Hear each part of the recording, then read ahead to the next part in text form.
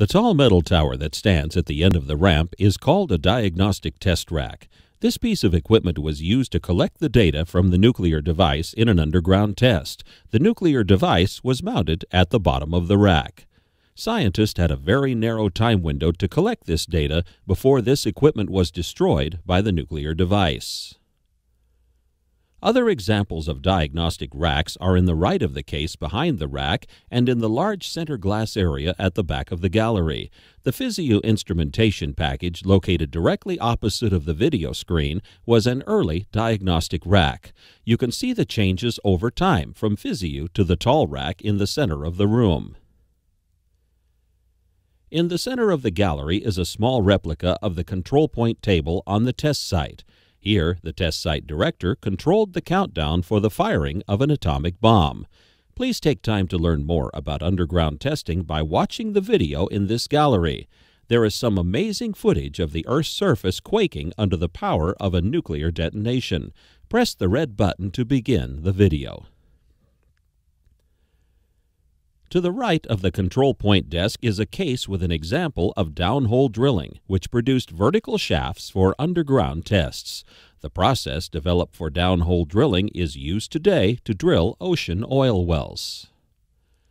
On the far right wall is a photo of Bainbury. Bainbury was an underground test that vented radioactive fallout into the atmosphere. Test site officials called this situation a containment failure. Because of this incident, new safety measures were created and a new understanding of geology became known. As you leave this gallery, look to the large case on the right. The artifacts in the case are from the Joint Verification Event, or JVE, held at the Nevada test site. Soviet observers came to the test site to verify that the provisions of the Test Ban Treaty were being followed by the United States.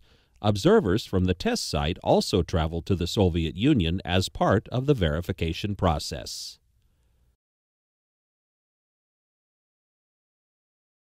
In 1992, there was a moratorium on atomic testing. Since then, there have been no atomic detonations conducted by the United States. However, the Nevada test site remains active. This gallery is filled with examples of experiments conducted at the Nevada test site that have nothing to do with atomic weapons. In front of you is the Bear Reactor Experiment Nevada Tower Light, also known as BREN. This light was part of an international program to study the effects of the bombing on Hiroshima and Nagasaki. Survivors are still medically studied today. The test site's contribution to this program was determining the shielding qualities in Japanese-style housing. To your left is the gallery about the Nuclear Engine for Rocket Vehicle Application, or NERVA program. Stop in the corner near the model railroad.